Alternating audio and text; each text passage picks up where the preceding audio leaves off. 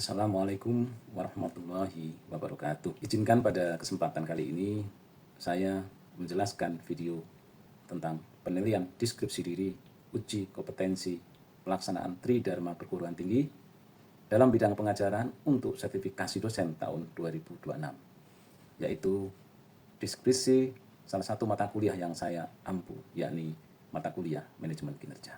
Saya Budi Santoso sebagai salah satu dosen S2 Manajemen KE, Fakultas Manajemen Pertahanan, Universitas Pertahanan Republik Indonesia. Manajemen kinerja adalah mata kuliah yang diberikan kepada mahasiswa Magister Manajemen KE semester gasal. Mata kuliah ini memiliki bobot 3 SKS. Adapun deskripsi mata kuliah manajemen kinerja ini bertujuan agar memberikan pemahaman terhadap langkah-langkah efektif dalam pengelolaan dan pengendalian kinerja sumber daya manusia, menguasai penerapan teori ekonomi untuk menganalisis permasalahan bisnis dalam proses pengambilan keputusan dan perumusan kebijakan, serta memperkenalkan dimensi internasional yang mencerminkan globalisasi, produksi, dan distribusi. Adapun capaian pembelajaran mata kuliah pertama dalam aspek sikap, yaitu mahasiswa diharapkan bertakwa kepada Tuhan Yang Maha Esa dan mampu menunjukkan sikap religius. Kemudian mahasiswa mampu menginternalisasi nilai, norma, dan etika akademik, menghargai keanekaragaman budaya, pandangan, agama, dan kepercayaan serta pendapat ataupun temuan orisinal orang lain, bekerja sama dan memiliki kepekaan sosial serta kepedulian terhadap masyarakat, taat hukum dan disiplin dalam kehidupan bermasyarakat dan bernegara, dan menunjukkan sikap bertanggung jawab atas pekerjaan di bidang keahlian secara mandiri. Aspek penguasaan pengetahuan diharapkan mahasiswa menguasai konsep teoritis, metode, dan perangkat analisis fungsi manajemen, yaitu perencanaan, pelaksanaan, pengarahan, pemantauan, dan evaluasi. Kemudian menguasai konsep dan teknik menyusun rencana strategis dan menjabarkannya dalam rencana operasional. Kemudian menguasai kaidah prinsip dan teknik komunikasi, lintas fungsi, level, dan budaya. Kemudian terkait dengan keterampilan khusus, diharapkan mahasiswa mampu melaksanakan fungsi organisasi, yaitu pemasaran, operasi, sumber daya manusia, keuangan, dan strategi pada level operasional di berbagai tipe organisasi. Berikutnya mampu berkontribusi dalam penyusunan rencana strategis organisasi dan menjabarkan rencana strategis menjadi rencana operasional.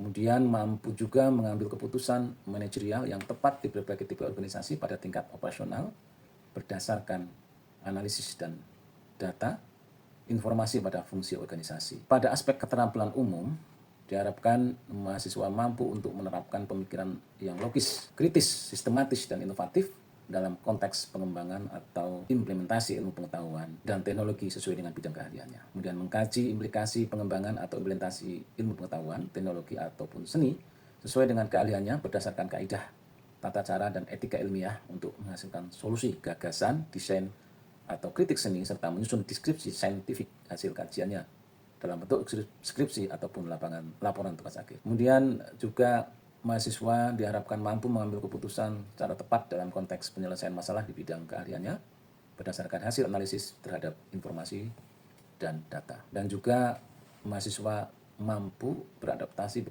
bekerjasama, berkreasi, berkontribusi, dan berinovasi di dalam menerapkan ilmu pengetahuan pada kehidupan bermasyarakat, serta mampu berperan sebagai warga dunia yang berwawasan global. Pada perkuliahan nantinya, materi bahan kuliah dalam mata kuliah manajemen kinerja ini dapat dilihat pada rencana pembelajaran semester atau RPS yang ada pada LMS di Universitas Pertahanan Republik Indonesia. Adapun materi pembelajaran dalam mata kuliah manajemen kinerja terdiri dari 16 kali pertemuan, termasuk di dalamnya UAS ataupun UTS. Pada pertemuan pertama akan membahas mengenai manajer dan pengelolaan kinerja. Pada pertemuan kedua akan membahas apa dan bagaimana pekerjaan manajerial itu. Pertemuan ketiga membahas bagaimana membangun kinerja dan keterampilan manajerial. Pertemuan keempat membahas efektivitas manajer dalam proses manajemen kinerja. Pertemuan kelima mengenal dan memahami sikap karyawan berkinerja. Pertemuan keenam mengelola kepuasan kerja dan motivasi untuk kinerja sumber daya manusia. Pertemuan ketujuh bagaimana mengelola stres pegawai. Dan kedelapan adalah ujian tengah semester atau UTS. Pertemuan ke-9, semangat dan kualitas kehidupan kerja. Ke-10, evaluasi kinerja sebagai sarana manajemen kinerja. Ke-12, bagaimana menganalisa perancangan kerja untuk membangun kinerja. Ke-13, meningkatkan dan mengembangkan kinerja sumber daya manusia dan organisasi. Kemudian yang ke-14, audit sumber daya manusia untuk efektivitas kinerja sumber daya manusia. Yang ke-15, sistem manajemen kinerja terpadu untuk kinerja organisasi dan sumber daya manusia. Dan yang terakhir adalah ujian akhir semester ataupun UAS. Adapun aspek penilaian dalam mata kuliah ini meliputi tentu saja yang pertama adalah kehadiran, presentasinya 10%, kemudian yang kedua adalah tugas 20%, yang ketiga ujian tengah semester 30%, dan yang keempat ujian akhir semester jumlah 40%. Jadi totalnya adalah 100% ya dari keempat aspek penilaian tersebut. Kemudian selanjutnya mahasiswa dapat melakukan komunikasi dengan saya sebagai dosen pengampu, bisa melalui WhatsApp group ataupun melalui email saya. Demikian ya deskripsi mata kuliah pembelajaran manajemen kinerja. Ya, semoga mahasiswa dapat mengikuti perkuliahan dengan baik dan tetap semangat. Terima kasih. Wassalamualaikum warahmatullahi wabarakatuh. Sekarang kita masuk pada ruang lingkup dan dasar-dasar manajemen kinerja. Jadi pokok bahasanya adalah apa itu pengertian dan ruang lingkup manajemen kinerja, kemudian kedudukan manajemen kinerja dalam manajemen sumber daya manusia, kemudian tujuan manajemen kinerja, dan karakteristik manajemen kinerja, dan paradigma baru manajemen kinerja. Nah, kita tahu bahwa organisasi sumber daya ya itu adalah bagaimana diarahkan untuk mencapai tujuan-tujuan organisasi atau perusahaan. Dan kita tahu juga bahwa sumber daya manusia organisasi tentunya ada yang berbeda-beda. Ya. Mereka mempunyai karakter dan pola pikir yang berbeda, motifnya juga berbeda, pastinya akan beda juga kinerjanya. Sehingga perlu dikelola, direview, dan diperbaiki kinerjanya ya, ke arah yang lebih baik, sehingga dapat turut berpengaruh pada target capaian tujuan organisasi. Dan hal tersebut biasa disebut dengan manajemen kinerja atau performance management. Kalau kita lihat dauran sumber daya manusia dilihat dari sumber daya organisasi atau faktor produksi, itu ada 6 ya. Yaitu yang pertama manusia, kedua mesin, ketiga lingkungan, keempat prosedur atau metode, kelima bahan baku, dan keenam pemasaran. Nah, ini disampaikan oleh dalam bukunya Marketing Management yang dikarang oleh Philip Kotler dan Kevin Keller tahun 2006. Ya. Namun di masa sekarang dan di masa saya akan datang, manajemen kinerja menjadi semakin berat dan kompleks ya, karena disebabkan oleh perubahan yang terjadi pada berbagai sektor, ya, terutama di teknologi, ekonomi, politik, ada pesaing, dan sosial budaya. Dan di teknologi ini ada yang namanya perusahaan-perusahaan yang katakanlah kalau dulu mendengar perusahaan yang besar-besar ya itu tiba-tiba hilang ya, disruption ya, ada terjadi disruption. Nah, itu teknologi itu perannya. Ya, misalkan kayak dulu ada HP Nokia, ya sekarang nggak ada. TV itu, TV apa dulu tuh? Sharp, merek Sharp, Samsung ini itu sudah ada. Mobil juga beberapa merek sudah mulai hilang dari pasaran, ya dari pasaran karena ada disruption dari. Untuk itu melalui proses manajemen kinerja, organisasi atau perusahaan harus mampu beradaptasi terhadap segala bentuk perubahan. Itu tadi kalau dia tidak beradaptasi, tidak bisa menghadapi perubahan yang ada, ya kalah dengan pesaing. Apalagi dia teknologinya tidak menerapkan dari teknologi yang maju. Kemudian perusahaan yang tidak mampu atau lambat dalam beradaptasi akan kalah bersaing, ya tentu saja. Ya. Hanya perusahaan yang mampu beradaptasi dan berinovasi cepat akan memenangkan suatu persaingan. Nah, pengertian dari Kinerja manajemen atau manajemen kinerja ya, dapat didefinisikan sebagai suatu proses sistematis untuk memperbaiki kinerja organisasi melalui pengembangan kinerja individu dan tim. Nah, hal ini berarti pencapaian hasil yang terbaik dapat melalui organisasi, tim, dan individual. Dengan mengerti dan mengelola kinerja dalam kerangka kerja atas tujuan terencana, standar, dan kemampuan yang dibutuhkan. Jadi pendekatan sistematis untuk memperbaiki kinerja individu dan tim untuk mencapai tujuan organisasi ini disampaikan oleh Henry, Bradley, dan Perkins. Ya.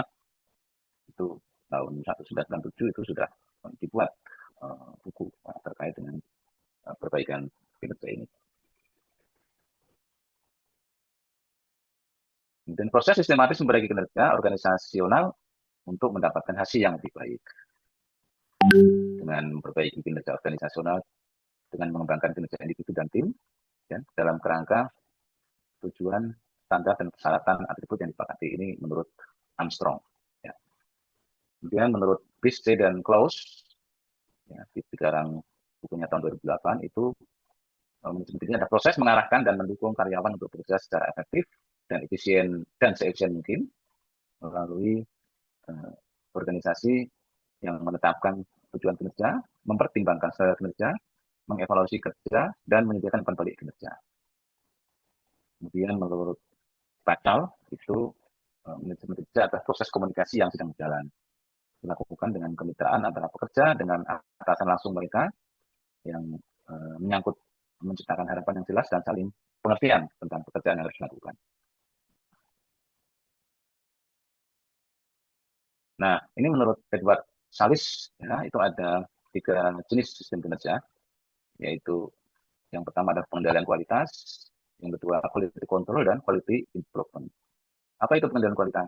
Pengendalian kualitas adalah sistem manajemen kinerja yang dilakukan dengan prosedur atau pemeriksaan kepada suatu produk. Yang quality control itu apa itu? Yaitu proses di mana produk benar-benar diperiksa dan dievaluasi. Dan quality improvement itu adalah proses di mana mekanisme yang sudah dilakukan dipertahankan sehingga mutu dapat dicapai berkelanjutan. Jadi ini menurut Edward Salis ada 3 jenis sistem kinerja.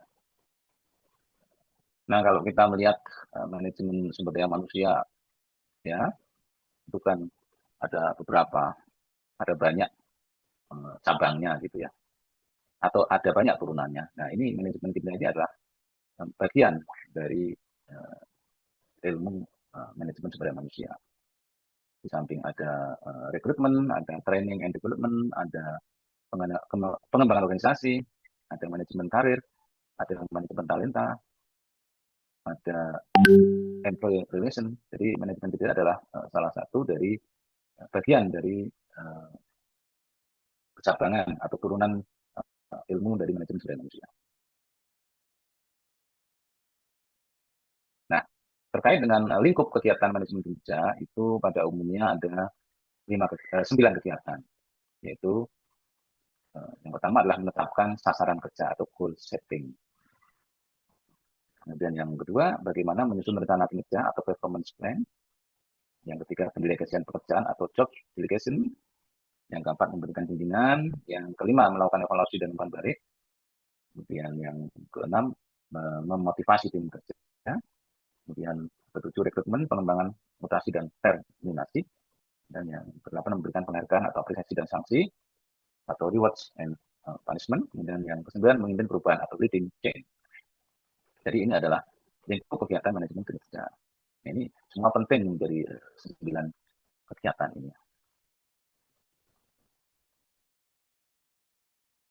Nah, kalau kita bicara terkait dengan pendekatan sistem, ya, pendekatan sistemnya dalam manajemen kinerja itu kita akan berbicara terkait dengan 4 hal, yaitu input, proses, output, outcome, dan adanya umpan balik dari keempat hal itu.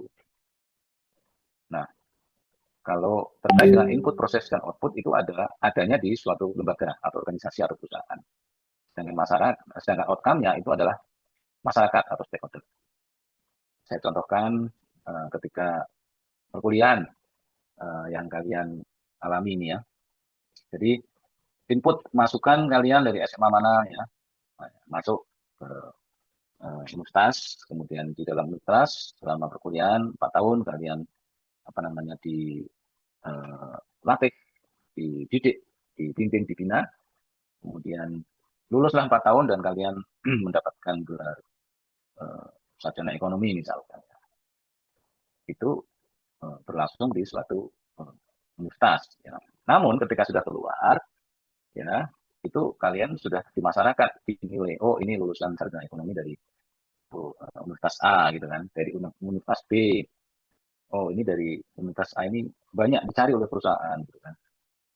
Ya, karena memang lulusannya banyak yang katakanlah mampu bekerja di perusahaan. Dan jadi outcome ini adalah yang menilai adalah masyarakat atau stakeholder. Kemudian terkait dengan tujuan manajemen kinerja, ya tujuan manajemen kinerja adalah bagaimana memberdayakan, memotivasi dan menghargai karyawan untuk melakukan yang terbaik. Ya, samping itu juga tujuannya memfokuskan karyawan untuk bekerja dengan benar dan pekerjaan yang benar, menyelaraskan tujuan individu setiap orang untuk tujuan organisasi. Nah, memang antara tujuan seseorang bekerja, karyawan, ya itu kan berbeda-beda ya. Tujuan organisasi juga mungkin sudah ditetapkan ya. Nah, ini bagaimana agar ada fokus, ada relate antara karyawan itu dalam bekerja dengan benar, baik, dengan selaras dengan tujuan mereka masing-masing dan organisasi. Kemudian proaktif mengelola kinerja sumber daya untuk dapat dipertanggungjawabkan dan menghubungkan kinerja dan pencapaiannya sesuai dengan rencana dan strategi. Jadi dalam perusahaan itu ada rencana strategi, ada visi, misi, ada tujuan, ada sasaran. Nah itu di situ manajemen kinerja ini adalah menghubungkan ya bagaimana seorang pegawai bisa match ya link ya dengan tujuan organisasinya. Kemudian manfaat manajemen kinerja itu bagi organisasi adalah menyesuaikan tujuan organisasi dengan tujuan tim dan tujuan individu. Ya, kemudian memperbaiki kinerja, memotivasi pekerja, meningkatkan komitmen, dan mendukung nilai-nilai inti. Kemudian juga memperbaiki pelatihan dan pengembangan. Jadi manfaat manajemen kinerja itu bagi organisasi itu sangat penting ya, sangat penting. Kemudian bagi manajer ini adalah bagaimana mengusahakan klarifikasi kinerja dan harapan perilaku. Ya. Bagaimana menawarkan peluang, memperbaiki kinerja individu dan tim, ataupun mengusahakan penghargaan non-finansial pada staf.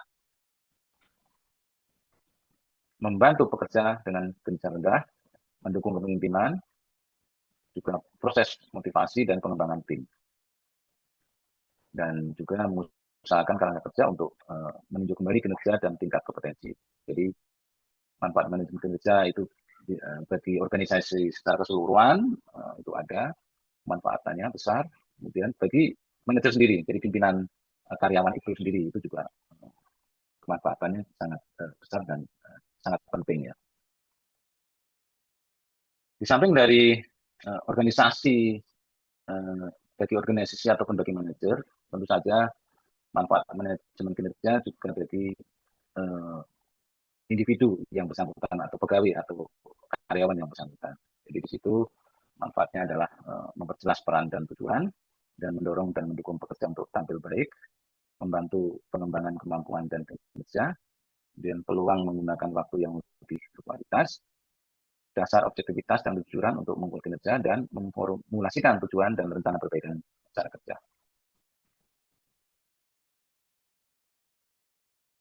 Nah, terkait dengan prinsip dasar manajemen kinerja, ini ada beberapa ya.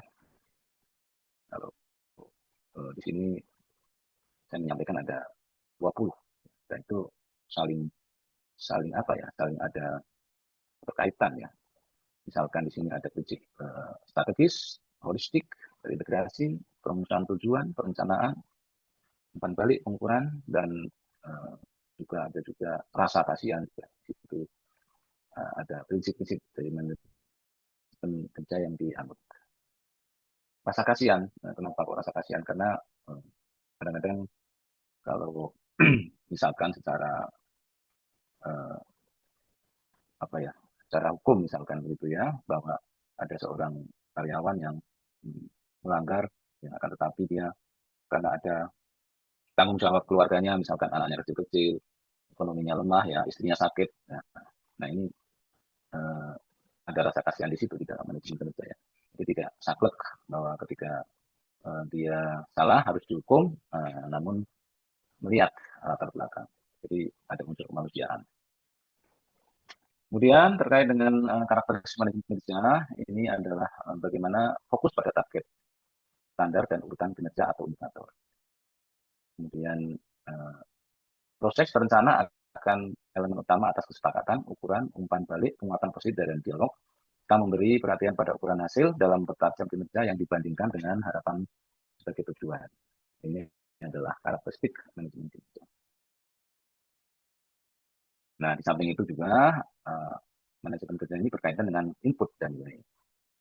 Manajemen kerja berkesinambungan dan sebuah proses yang fleksibel, berfokus pada perencanaan kinerja masa depan dan perbaikan, bukan pada penilaian kinerja secara retrospektif.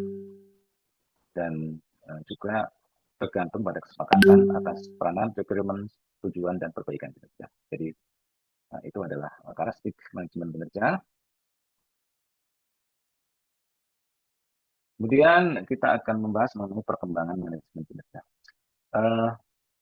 Sampai di sini ada pertanyaan? Silakan kalau ada yang mau bertanya. Halo. Saya Pak, Halo. izin bertanya. Oh ya, silakan. Ya. Bapak izin bertanya. Iya. Dalam perspektif etika bisnis, bagaimana mengatasi bias algoritmik dalam sistem manajemen kinerja yang berbasis AI atau Big Data? Oke. Pertanyaannya bagaimana mengatasi bias algoritmik yang berbasis AI dalam proses bisnis itu ya? Iya Pak, betul. Iya, jadi memang sekarang ini apa-apa itu AI gitu ya. Ya, seakan-akan AI itu adalah segalanya. Ya. Padahal AI itu juga ada kelemahannya, ada kekurangannya. Ya. Sehingga kita harus cermat di dalam memanfaatkan teknologi AI itu ya untuk untuk mengatasi permasalahan-permasalahan ya di dalam proses bisnis yang ada dalam perusahaan ya. Jadi harus cermat atau teliti ya. Hal-hal yang terkait dengan angka atau nilai ya, nilai dalam mungkin capaian di dalam suatu perusahaan hasil itu mungkin bisa, tetapi jika berkaitan dengan pengelolaan sumber daya manusia terkait dengan manusia ya, pengelolaan manusia ada rasa ya, itu harus hati-hati ya, karena karena AI itu nggak punya perasaan gitu ya, dia hanya bekerja berdasarkan data ya. Padahal kalau di dalam bisnis ya itu ada komunikasi, ada jalur komunikasi, koordinasi, ya, ada ketemu dan sebagainya, dan itu antara manusia satu dengan manusia lain masing-masing mempunyai rasa. Jadi kesimpulannya adalah dari keterangan itu di dalam menggunakan dalam bisnis itu penggunaan AI itu perlu, akan tetapi jangan sepenuhnya ya diterapkan ya, karena terkait dengan pengelolaan sumber daya manusia ini ada rasa. Kalau AI kan nggak ada rasa. Ya seperti itu ya. Baik Bapak, terima kasih atas penjelasannya. Jelas. Oke. Kemudian perkembangan manajemen kinerja ya, jadi penekanannya pada front end planning daripada back end review. Dan penilaian kerja tidak lagi the wrong things, tetapi lebih kepada the right performance dengan metode bottom line, tribe based scale, dan behavior scales. Dan penekanan pada ongoing dialog daripada form dan rating scales. Ya, jadi manajemen kinerja itu sekarang lebih muwongke gitu kalau dalam bahasa Jawa. Muwongke itu memanusiakan, karena di situ dia lebih memperbesar dialog. Kalau dulu kan hanya data-data aja, ya, data rating scale seperti apa. Tapi sekarang itu dengan dialog ya. Kemudian ada pun penekanan ya, ada penekanan pada perhatian pada manajemen kerjaan di sini, bagaimana output, outcome, proses dan input yang tadi itu prosesnya. Kemudian ada planning ya, perencanaan, kemudian ada measurements and review, pengukuran dan review, kemudian ada continuous improvement, perbaikan secara terus menerus, kemudian continuous development, pengembangan secara terus menerus, ada komunikasi, ada stakeholders, dan fairness dan transparansi. Jadi ini adalah yang harus diperhatikan dengan sungguh-sungguh ya terkait dengan manajemen kerja. Ini bagaimana semuanya itu penting ya, sangat penting ya, dan harus ditekankan. Komunikasi, ya, perencanaan, kemudian transparansi dan sebagainya. Nah, tentu saja kita harus melihat terkait dengan siklus proses manajemen kerja. Ya. Di manajemen kerja yang ada di tengah itu ada proses, bagaimana di situ ada perencanaan kinerja, ada aksinya, ada monitoring, dan ada review. Jadi itu semua harus dilakukan. Ya. Karena apa? Proses itu berulang ya, terus menerus, sehingga kalau ada suatu kesalahan, kekurangan ya, itu bisa diperbaiki ya. Bisa diperbaiki terus menerus.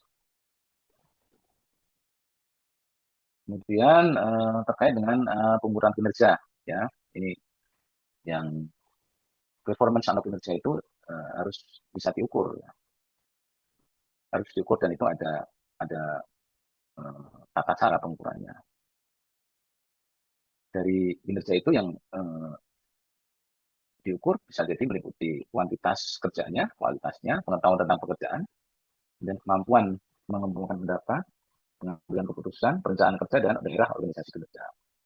Itu ada beberapa ukuran kerja yang diukur ya, yang harus diukur. Nah, ukuran prestasi yang lebih disederhanakan terdapat 3 kriteria untuk mengukur kinerja, yaitu bagaimana kuantitas kerja, yaitu jumlah yang harus dikerjakan, bagaimana kualitas kerja, yaitu kualitas itu mutu yang dihasilkan, dan bagaimana ketepatan waktu, yaitu kesesuaiannya dengan waktu yang telah ditetapkan. Ini adalah 3 hal kriteria untuk pengukuran kinerja. Dan kinerja itu juga perlu untuk dinilai, yaitu dilakukan penilaian kinerja. Ya, penilaian kinerja adalah suatu proses dalam organisasi yang bertujuan mengevaluasi pelaksanaan kerja masing-masing individu dan dalam organisasi tersebut.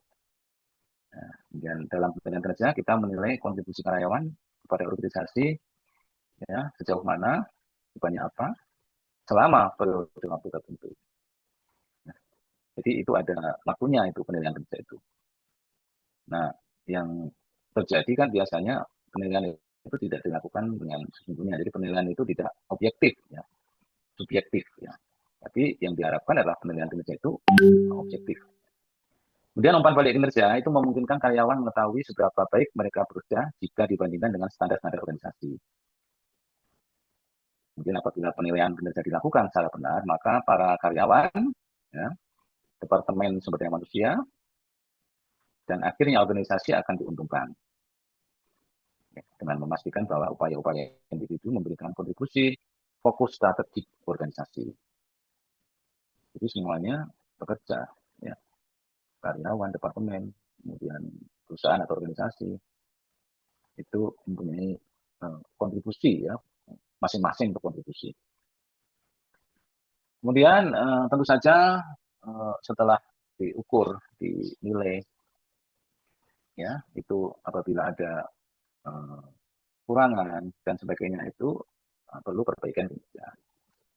Nah, perbaikan kinerja dapat melibatkan berbagai tindakan ya, seperti bagaimana identifikasi masalah, bagaimana penetapan tujuan yang jelas, bagaimana pengembangan rencana tindakan, bagaimana pelaporan dan pengembangan, bagaimana umpan balik dan pengawasan, bagaimana pembinaan dan dukungan, serta bagaimana evaluasi dan pengukuran.